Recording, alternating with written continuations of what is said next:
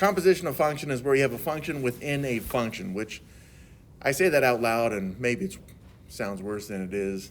If you can do one, then you can do the other, all right? So this is demonstrating this is the notation right there. This is just telling us, don't do function f until you've done function g first. That's it. And this is kind of an order of operations things that it's showing right here, right? Because you'd have to do the parentheses first. Now you could say, well, there's parentheses there. That's true. But once you finish with those parentheses, then you can work within those parentheses. And that's where you get that g of x. You have to do that first, and then you can do f of x. If the letters were switched, then you'd have to do f first and then g second. Okay, so the order is crucial because like you can see right here, this one says f of x equals x minus 2, g of x equals 5x.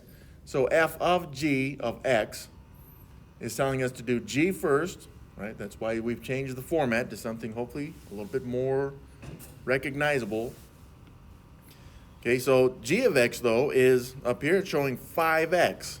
So I don't really want to see this in function notation. I can actually change g of x into 5x. Essentially this is substitution, going back to systems of equations or just u substitution. We're changing g of x into what it is, that's 5x right here. Since we have f of 5x, f of x was x minus 2.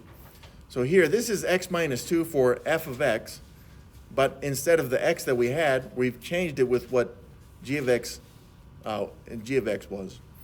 So the final expression, or really equation, function notation, let's see if we can do this.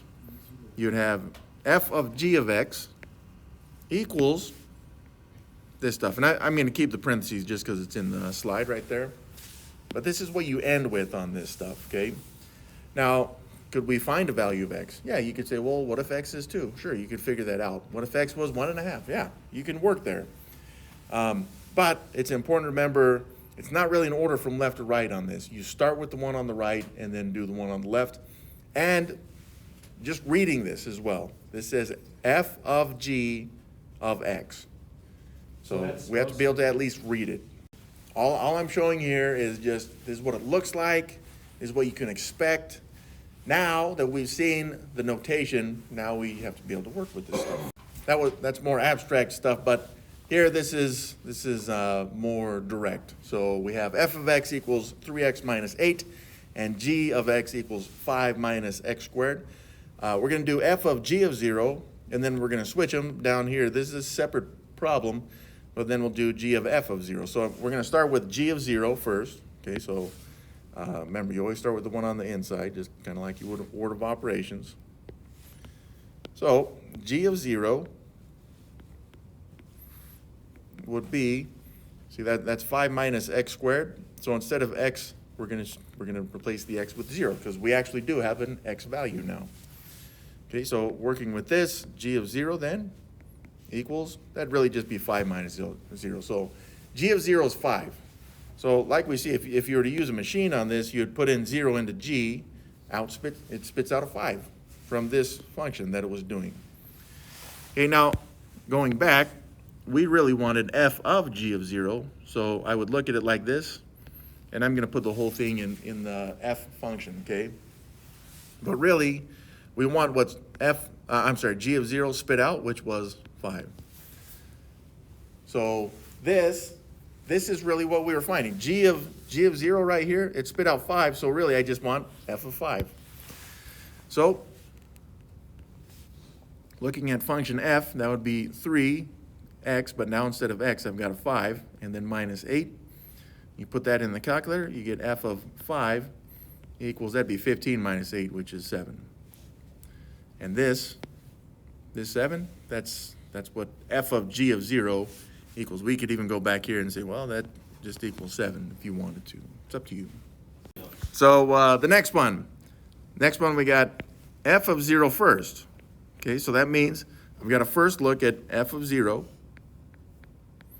And the f function said it was 3x minus 8, so now it's 3 times 0 minus 8. Remember, this is a separate problem. So this means f of 0 equals negative 8. All right, so that's what f of 0 is. So let's show this a little different. Okay, so we had g of f of 0. But now, instead of f of 0, we actually know f of 0 equals negative 8. So I'm looking really now for g of negative 8, which is, that was 5 minus x squared. That's negative 8 squared. If you're putting this in the calculator, make sure you put parentheses around your negatives like this. And then you got g of negative 8 equals, that'd be 5 minus 64. That's a nice number, negative 59, I believe.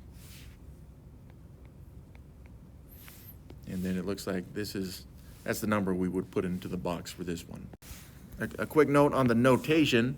This one, they could have just said, well, just find f of g of x, right? They could have just started with this. We showed it like this, doesn't matter. It's the same thing. Same with this one. This one, the second one, this would have been g of f of x, and that's fine too.